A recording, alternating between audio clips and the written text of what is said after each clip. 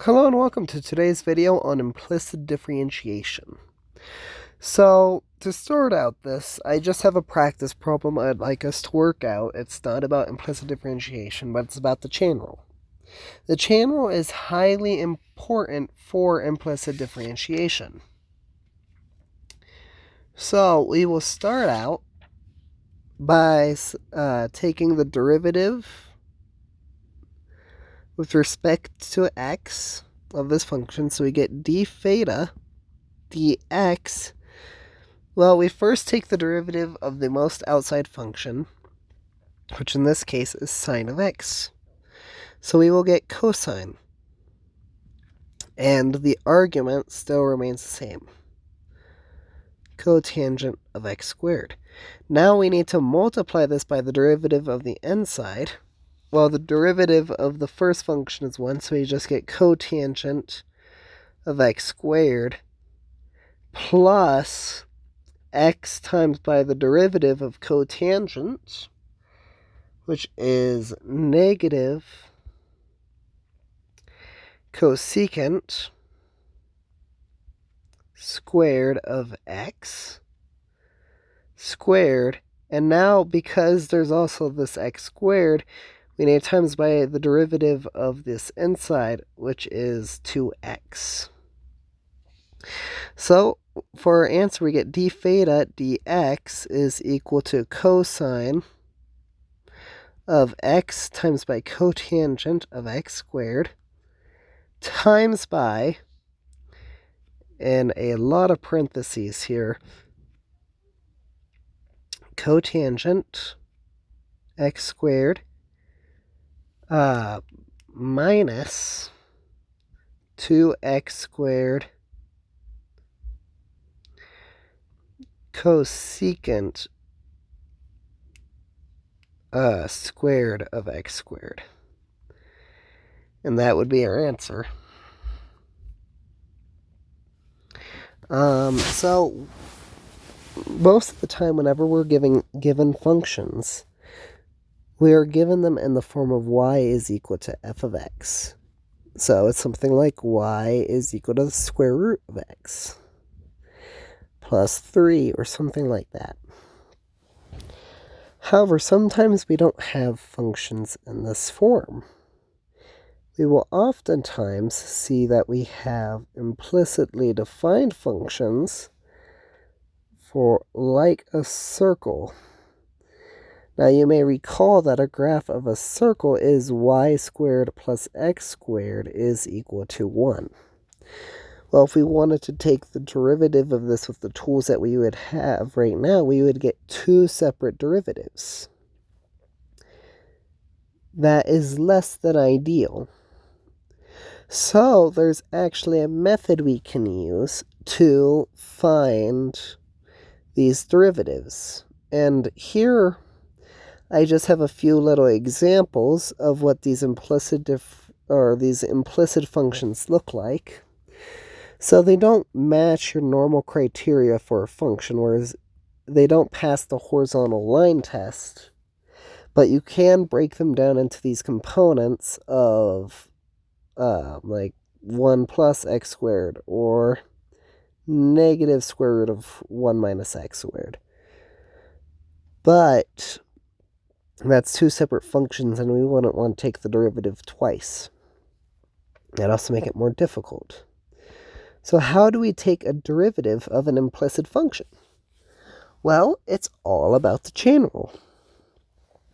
So let's say that so you may recall that the chain rule is like the derivative of like capital F with respect to x is the derivative of f with respect to u times by the derivative of u with respect to x.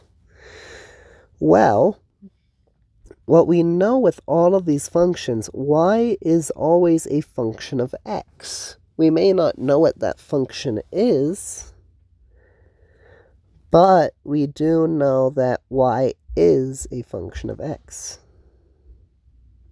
So if y is this function of f, we can treat it like a function of f. So if we wanted to take the derivative of a y dx, well, that's just going to be the same thing as the derivative of y with respect to y times by the derivative of y with respect to x.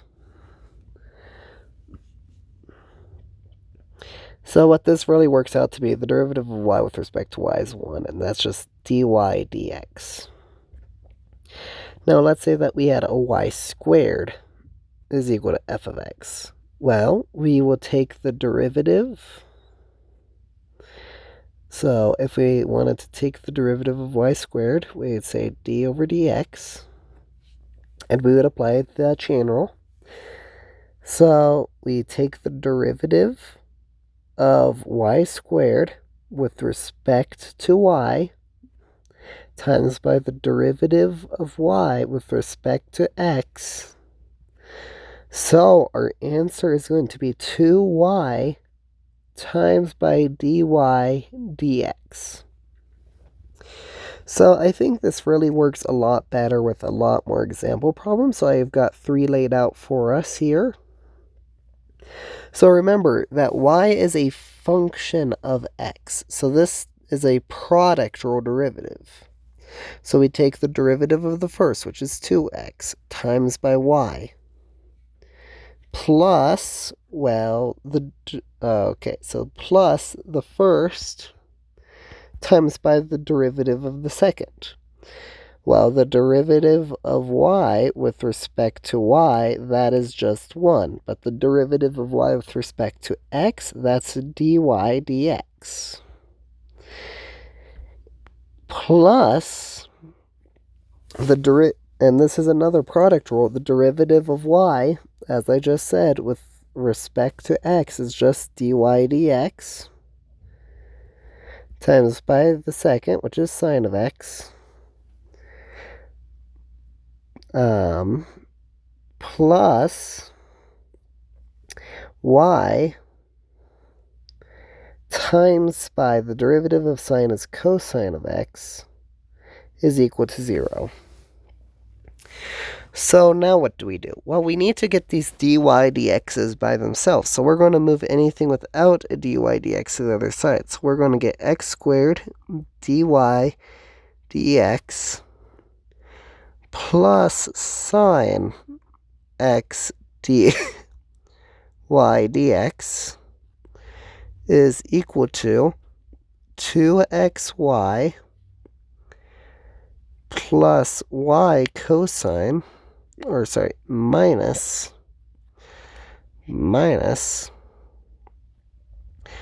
y cosine of x.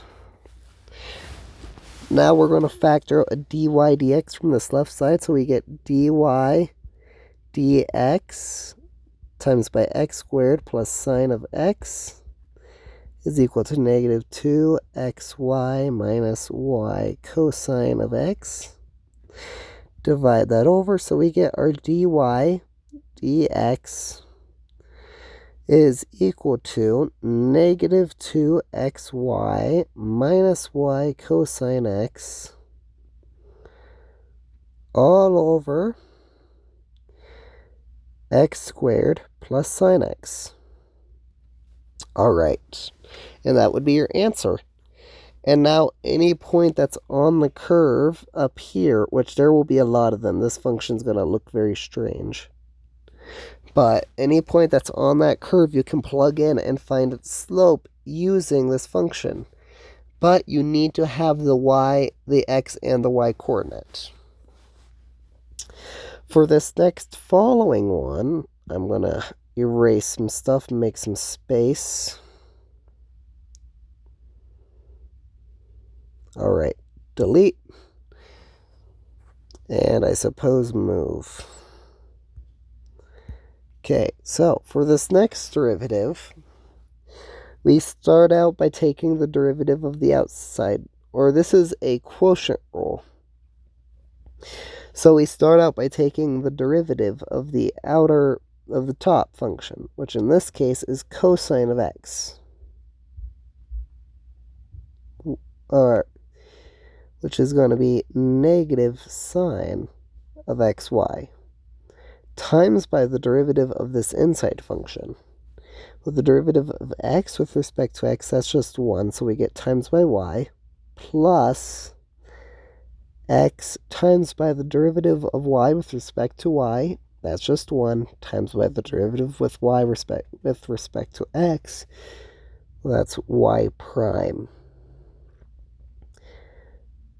Okay, and then now it is going to be times by the bottom minus, well, we will have a cosine, minus the cosine of xy times by the denominator, the derivative of the denominator, which is y prime, all over y squared is equal to 0. Well, we're going to just move that y squared to the other side, so in all honesty, that just goes to 0. Okay, now what do we do?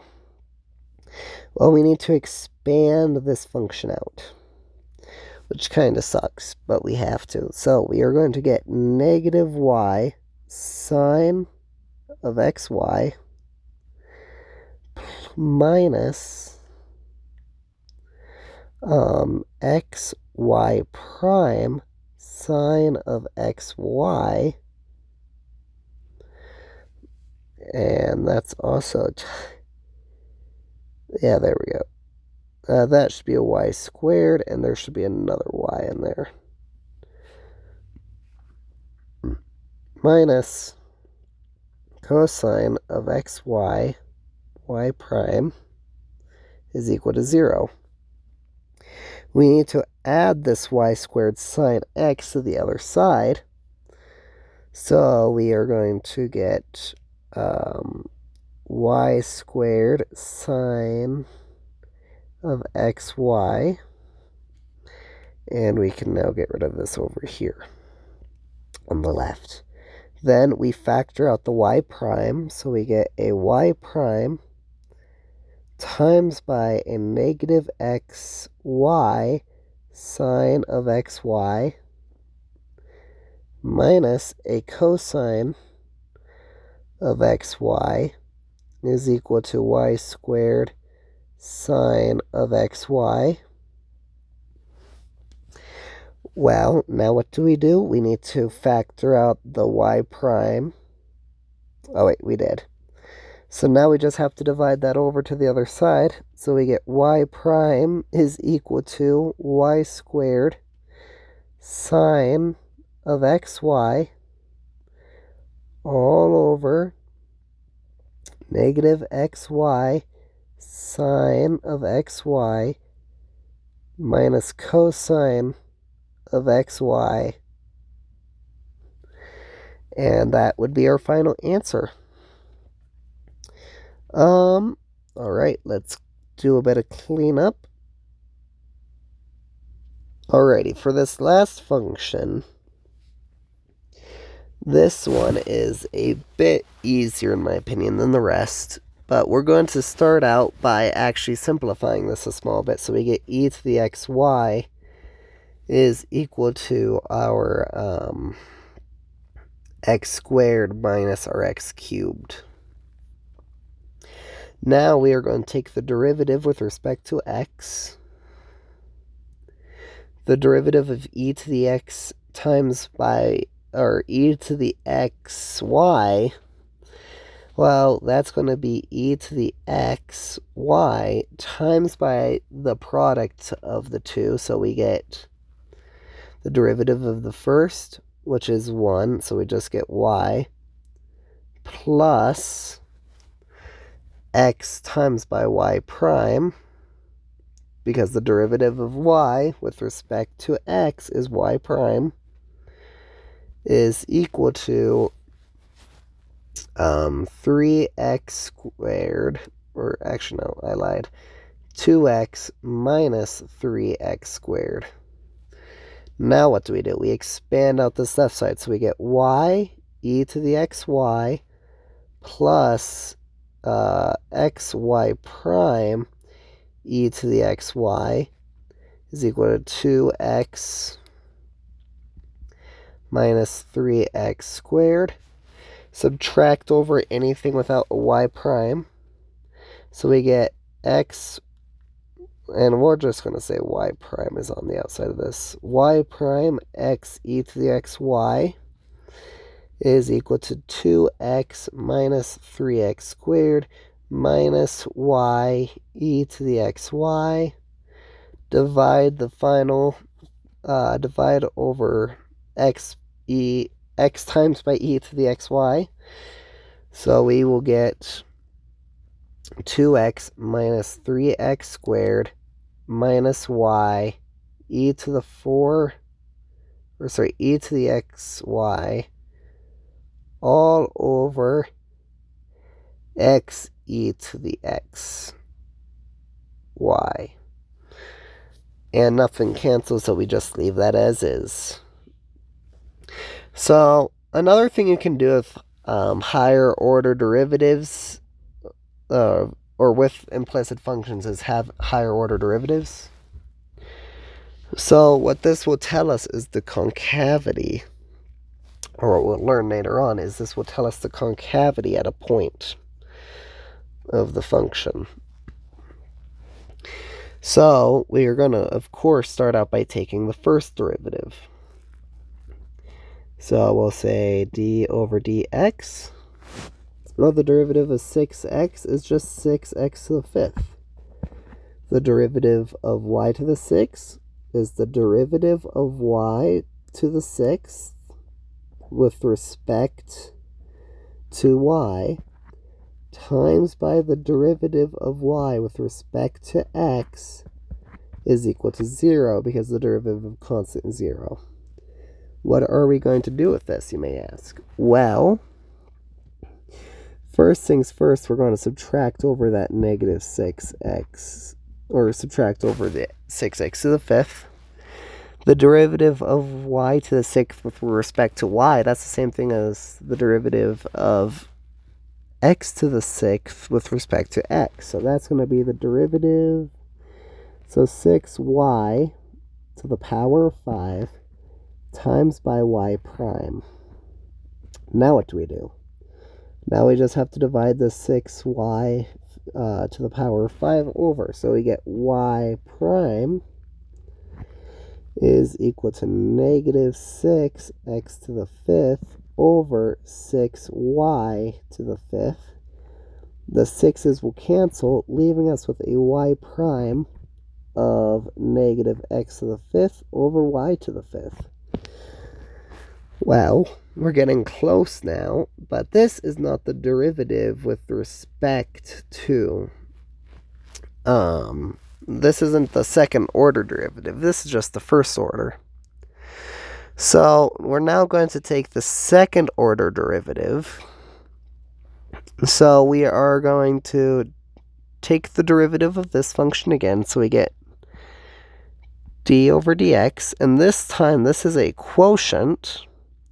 So we get y prime, or y double prime. The derivative of the top is just negative 5x to the fourth times by the bottom, which is y to the fifth, minus a negative x to the fifth times by the derivative of the bottom. The derivative of the bottom in this case is going to be the derivative of y to the power of 5 with respect to y. That's just 5y times by the derivative of y with respect to x, which is y prime, all over y to the power of 5 squared.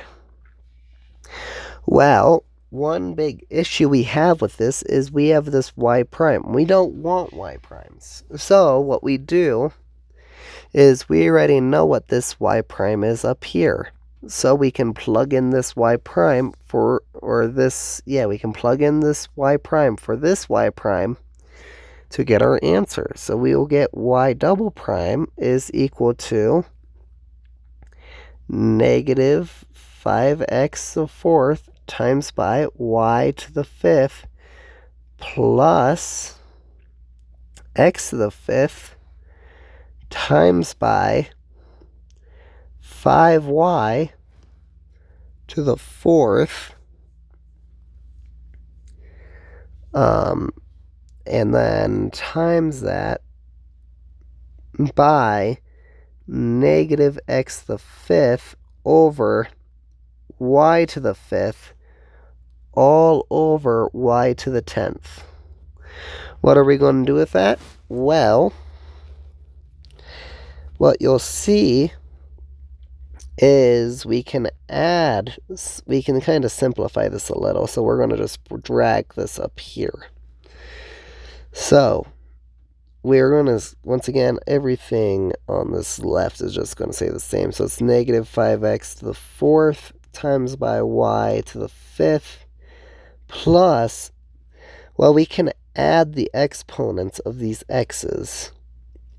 So that's going to be the first thing we're going to do. So we're going to get, because we're multiplying them, we're going to get a negative, actually, now, x to the 10th times by, what was I going to times it by? Oh, yeah, times by 5. All right, now what do we do with this? Well, we have 4y, or we have y 4 times multiplied divided by 5 times. So we just have a 1 over y at the end. All over y to the power of 10. Well, what do we want to do to get rid of this y? I'm going to multiply the top and the bottom by y. So what we're going to see is we're going to get negative 5x to the power of 4 times by y to the power of 6 minus 5 times by x to the power of 10 times by nothing all over y to the power of 11. And that is the answer to that question. Alrighty, well, that's all I have for you here today. I hope you enjoyed and found this video informative. If you need any more help with calculus, I have an entire series on this channel dedicated to it. Well, I hope you all have a wonderful rest of your day and enjoyed. Goodbye.